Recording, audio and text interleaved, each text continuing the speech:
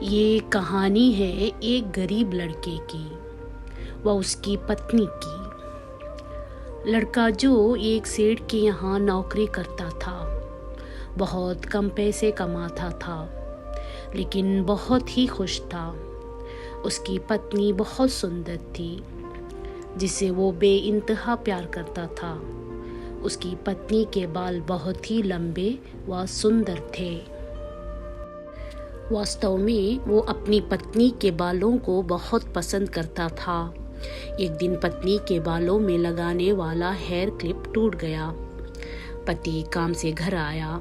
पत्नी ने कहा कि मेरे बालों का हेयर क्लिप टूट गया है, उसके बिना मैं अपने बालों को नहीं संभाल सकती। ये सुनकर पति बड़ा दुखी हुआ और बोला कि मैं तुम्हारी हर ज़रूरत को पूरा करना चाहता हूँ, लेकिन मेरे पास तुम्हारे हेयर क्लिप के लिए पैसे नहीं है। मेरे अपनी घड़ी 1 महीने से ख़राब है, मैं इसको ही सही नहीं करा पा रहा हूँ। पत्नी ने कहा, ठीक है, मुझे कोई ख़ास ज़रूरत नहीं है। अगले दिन पति काम पर जा रहा था, लेकिन उसके मन में वही बात चल रहा कि मेरी पत्नी ने पहली बार मुझसे किसी चीज़ की कहा था, लेकिन मैं उसको भी पूरा नहीं कर पाया। फिर उसका ध्यान अपनी खराब पड़ी घड़ी पर गया और उस घड़ी सुधारने वाली दुकान पर जाकर कुछ रुपए में बेच दी। घड़ी खराब थी, इसलिए कुछ ज़्यादा रुपये की नहीं गई, लेकिन जितने रुपये का क्लिप आता उतने रुपये मिल गए थे। वो क्लिप की दुकान पर गया और जैसा उसकी पत्नी का क्लिप था वैसे ही लेकर आ गया। पति बहुत खुश था कि आज अपनी पत्नी को जाकर देने वाला हूँ।